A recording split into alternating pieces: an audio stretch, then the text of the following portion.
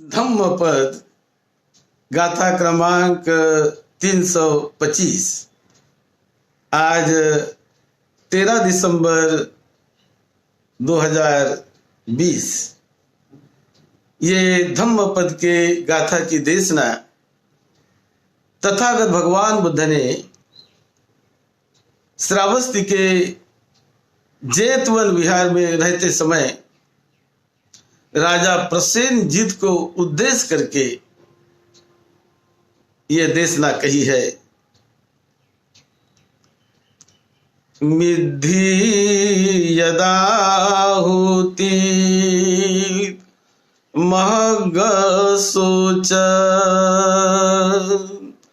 निदायिता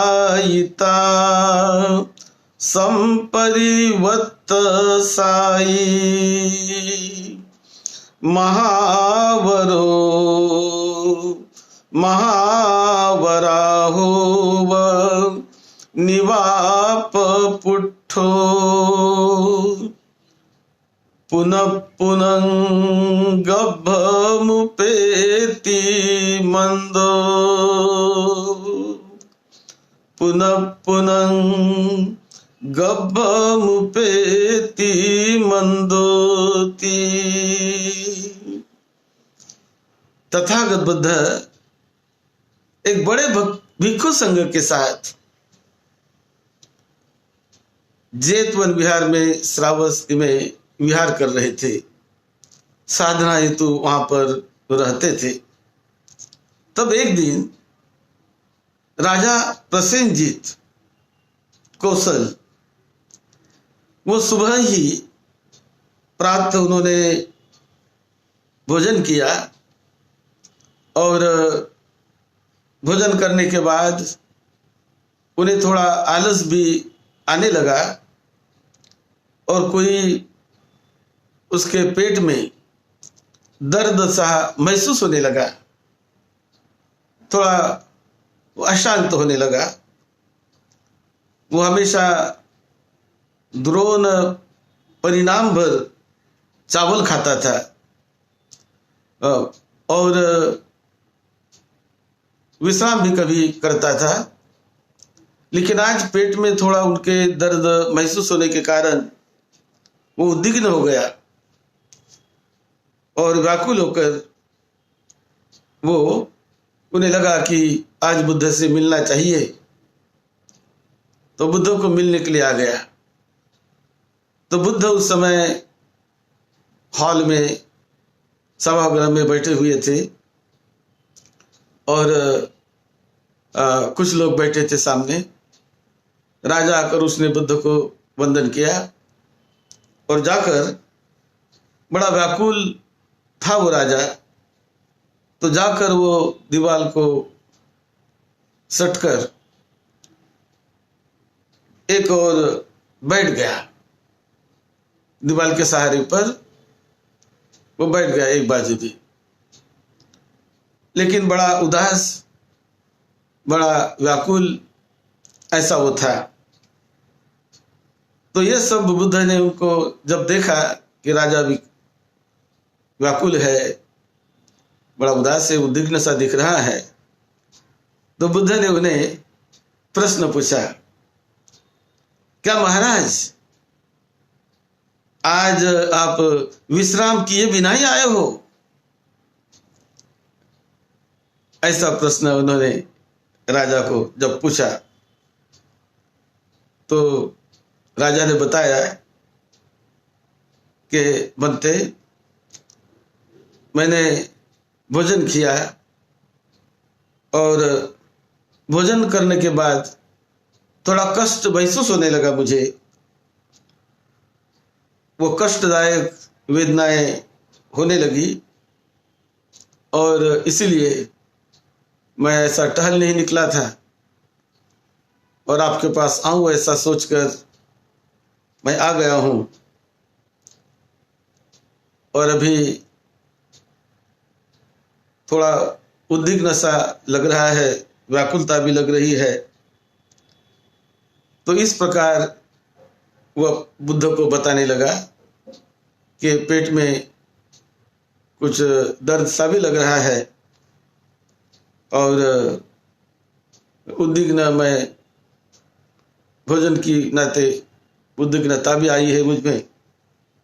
तो इस प्रकार जब उन्होंने बुद्ध को बताया, तब बुद्ध ने भोजन के ऊपर उनको मार्गदर्शन किया।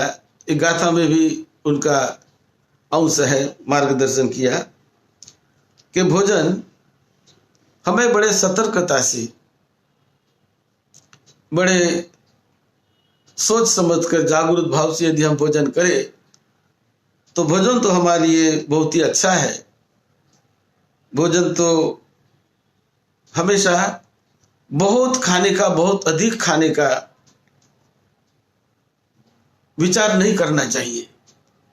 ये बहुत ठूस ठूस कर खाना, यदि स्वादिष्ट हो, अच्छा हो तो बहुत कुछ भरपेट भोजन कर लेना, वो बड़ा त्रासदायक होता है। कभी वो पेट में दर्द निर्माण करता है, कभी वो बीमारियां भी कभी निर्माण करता है।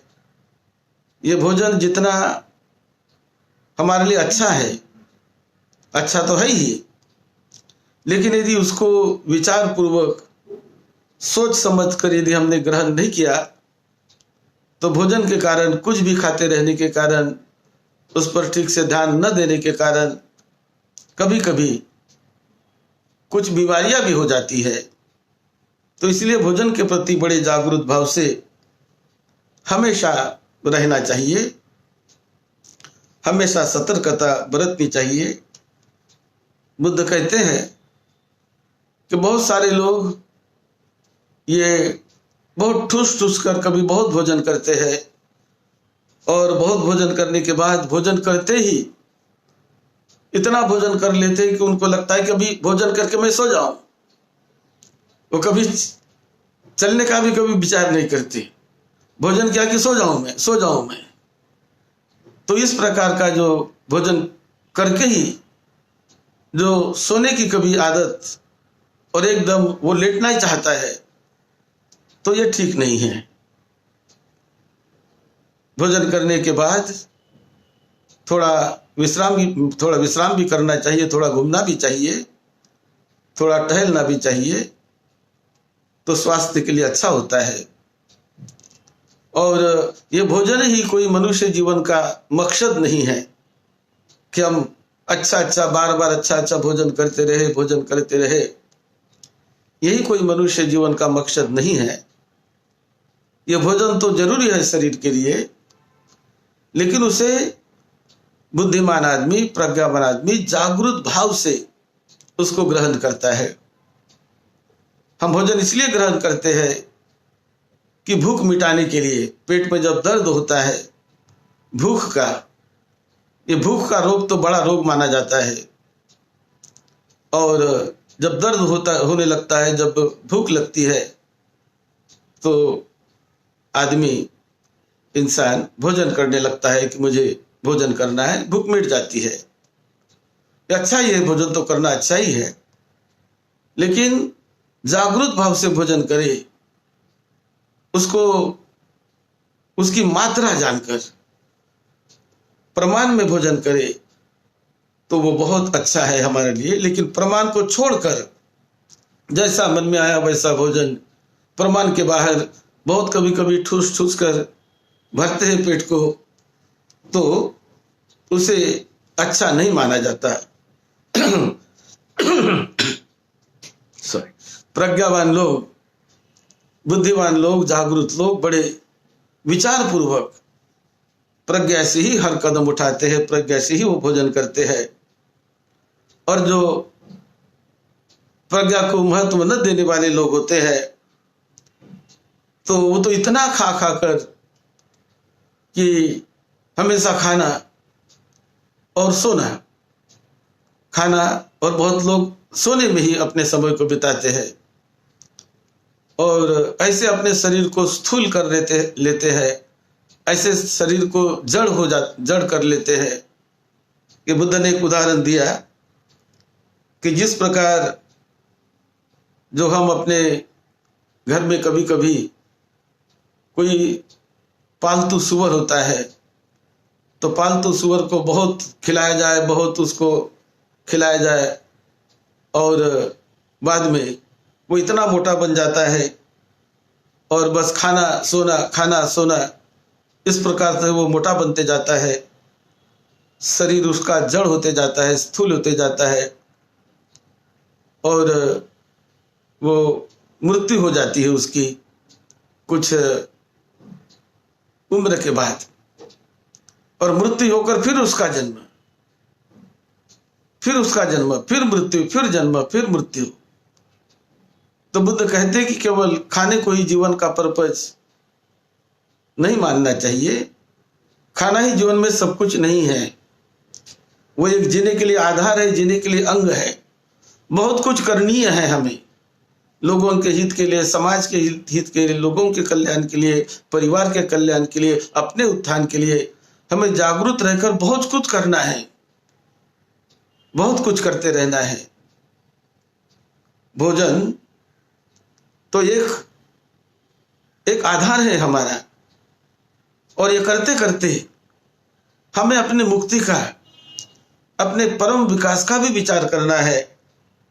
नहीं तो कभी कभी ऐसा भोजन करते हैं लोग कि भोजन करते बराबर लेटना, इधर करवट लेंगे उधर करवट, ये करवट से करवट हम बदलते हैं। जो राजा कह रहा था कि मैंने प्रयास किया, करवट इधर बदलता हूँ उधर बदलता हूँ, ऐसा सोता हूँ वैसा सोता हूँ, लेकिन मुझे बेचैनी होने लगी। करवट बदल बदल कर मैं सोने का भी मैंने प्रयास किया, लेकिन मुझे नींद नहीं आ रही थी, बेचैनी मेरी बढ़ रही थी, इसलिए मैं विहार में चला आया। ऐसे राजा ने बुद्ध को बताया। तब उस पर बुद्ध ये उपदेश दे रहे हैं कि खाने में हमें सतर्कता रखनी चाहिए, और खाना ही सब कुछ नहीं है, तो हमें यह भी सोचना है, अनात्म के बारे में सोचना है, अनित्य के बारे में सोचना है, भावना के बारे में सोचना है, परम मुक्ति परम आनंद उसके बारे में भी हमें सोचना है। केवल भोजन से मिलने वाले सुख में ही हमें पड़े नहीं रहना है, तो उससे अधिक, उससे अलावा भी एक मन का, चित्त का एक अलग सुख होता है, उसके लिए आदमी ने प्रयास करना चाहिए। और हमेशा सदा हमने स्मृतिमान रहकर, जागरूक रहकर भोजन करना चाहिए। ये बातें तथागत बुद्ध ने इस गाथा के द्वारा बताई। और उनके साथ जो व्यक्ति आया था भोजन बनाने वाला, तो बुद्ध ने उनको ये गाथा बताई। राजा के साथ आए हुए उस असिस्टेंट को, उनके सहायक को ये गाथा बताई कि देखो ये गाथा, जब ये राजा भोजन करने बैठेंगे प्रसेनजीत, तब बार बार तुम इस गाथा को दोहराते जाना है। तो जब इस गाथा को तुम दोहराओगे तो वो समझ जाएगा कि मेरी भोजन की मात्रा मुझे कम करना है, मुझे बहुत ठूस ठूस कर नहीं खाना है। तो इस प्रकार का एक नुस्खा भी उनको तथागत बुद्ध ने बताया। और राजा प्रसेनजीत उसके बाद जब वो भोजन करने लगा, तो उसका जो परोसने वाला व्यक्ति वो गाथा भी कहता था, वो श्लोक भी कहता था, तो उससे उसको एक जागरूकता उसको आती रही, और जागरूकता आकर वो प्रमाण में भोजन करने लगा। पहले तो कोई भोजन का प्रमाण उसका ऐसा था कि राजा प्रसेनजीत द्रोण परिणाम भर वो भोजन करता था। उस समय का एक माप था, तो उसको कहते द्रोण परिणाम। अब उससे वो कम करते करते वो नाड़ी परिणाम पर आ गया, यानी नाड़ी परिणाम पर आ गया। तो भोजन की मात्रा उन्होंने कम कर दी, और जब मात्रा कम कर दी तो उसका शरीर बड़ा हल्का फुल्का होने लगा, बहुत स्वस्थता, उसको आराम मिलने लगा, बड़ा अच्छा सुखद अनुभव उसको उसके शरीर में आने लगा। और ये सुखद अनुभव करके वो एक दिन बुद्ध के पास आता है, बुद्ध को कहता है कि देखो मैंने मेरे भोजन की मात्रा कम कर दी और आपने जो मेरे परसने वाले को बताया और वो जो गाथा कहता है मुझे याद दिलाता है, तो उससे मैंने ये सीखा कि भोजन में मुझे सावधानी बरतनी है, जागरूकता रहना है। और सीखते सीखते इसका बड़ा मुझे लाभ हो गया, बड़ा लाभ हो गया। भोजन पर कैसे नियंत्रण करना चाहिए सामान्य आदमियों के लिए, उपासक उपासिकाओं के लिए, भाई बहनों के लिए, कि ये भोजन करते समय हमने जानना चाहिए कि मुझे कुछ मात्रा में, भोजन की मात्रा जानकर ही हमें भोजन करना है। बुद्ध तो कहते हैं, अरहत तो कहते हैं कि भोजन एक दवा जैसा होता है। जैसे दवा लेकर हमारी बीमारी दूर हो जाती है, इसी प्रकार भोजन लेकर हमारी भूख की वेदनाएं दूर हो जाती है, भूख मिट जाती है। भोजन हम भूख मिटाने के लिए करते हैं, कोई बहुत आराम के लिए नहीं। तो जो बड़े लोग होते हैं वो बड़े सावधानी से, बड़े जागरूक भाव से भोजन पर नियंत्रण करते रहते हैं। हमने देखना चाहिए कि जब हम भोजन कर रहे हैं तो भोजन करते समय यदि कोई आदमी 4 रोटी 5-6 रोटी खाने वाला हो तो देखे कि मुझे अभी 1 रोटी और भी मैं खा सकता हूं, 3 तो खाकर हो गई, मैं और भी खा सकता हूं। ऐसा यदि कोई सोचे, लगता है कि 1 खा सकता हूं लेकिन मुझे नहीं खाना है, वही मुझे हाथ रोकना है। थोड़ा सा पेट हमने खाली रखना चाहिए, पूरा पेट, भर पेट कभी नहीं खाना चाहिए। तो थोड़ा सा पेट यदि हमने खाली रख दिया कि मैं खा सकता हूं 1 रोटी, 1 चपाती में और खा सकता हूं, लेकिन नहीं, वही मैंने हाथ रोक दिया कि नहीं, पेट का थोड़ा हिस्सा हमेशा खाली रखने का प्रयास करें। तो वो मात्रा हो गई और उससे बड़ी स्वस्थता भी मिलने लगेगी। अरहत सारिपुत्र भी एक जगह कहते हैं, चत्तारो पंच आलोपे अभूतवा उदकम पीवे। तो सारिपुत्र ने भी कहा कि पूरा भरपेट न खाकर अंत के आखिरी के 5-6 घास कि जो मैं खा सकता हूं, लेकिन नहीं, मुझे रोकना है, मुझे रोकना है, स्वयं रुक जाना है, कभी मैं नहीं खाऊंगा। अपने को रोको तो उससे स्वस्थता मिलेगी, बड़ा शरीर स्वस्थ होगा, बीमारियों से शरीर मुक्त हो जाएगा, हल्का फुल्का लगने लगेगा और उसका अनुभव आने ही लगेगा। जैसे राजा प्रसेनजीत को अनुभव आ गया तो बुद्ध से मिलने के लिए आकर वो कहा कि आपने जो बताया मैंने वैसा किया, उसका अनुभव मुझे आया, अब बहुत मैं प्रसन्न हूँ, मैंने मेरा खाने का प्रमाण कम कर दिया है और जागरूक भाव से मैं भोजन करता हूँ। इस प्रकार मैं उसको सुख भी अनुभव करता हूँ, ये वो बताने लगा। और फिर बड़े श्रद्धा से उन्होंने, और भी उनकी श्रद्धा बढ़ी धम्म पर, और भी उसका विश्वास बढ़ा धम्म पर। उन्होंने फिर भिक्षु संघों को और भी भोजन के लिए बुलाया और अधिक से अधिक मैं और भी पुण्य करने वाला करता रहूं, ये बात उन्होंने सोची और बड़ा अच्छे प्रकार से वो स्वस्थ जीवन जीने लगा। उस समय ये गाथा तथागत बुद्ध ने की थी, मिद्धि यदा होती महग सोच निदायिता संपरिवत्त साई महावराहो व निवाप पुट्ठो पुनः पुनंगभ मुपेति मंदो। तो इस प्रकार ये गाथा सुनाकर बुद्ध इसमें कहते हैं कि बहुत जागरूक भाव से भोजन करना बड़ा अच्छा है, उससे स्वस्थता भी मिलती है और बहुत मोटापा भी बढ़ाना ठीक नहीं तो बहुत मोटापा बढ़ाकर बहुत कुछ हम मिलाते हैं, ऐसी बात नहीं है। तो स्वस्थ शांत जीवन के लिए हम संयमित भोजन करते रहे तो इसमें बड़ा मंगल है। यही बात इस गाथा में विशेष रूप से तथागत बुद्ध ने राजा प्रसेनजित को बताई और उसका बड़ा लाभ हुआ।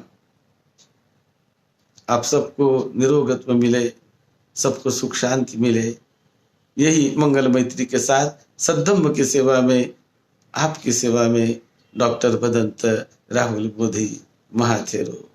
आप सबका मंगल हो।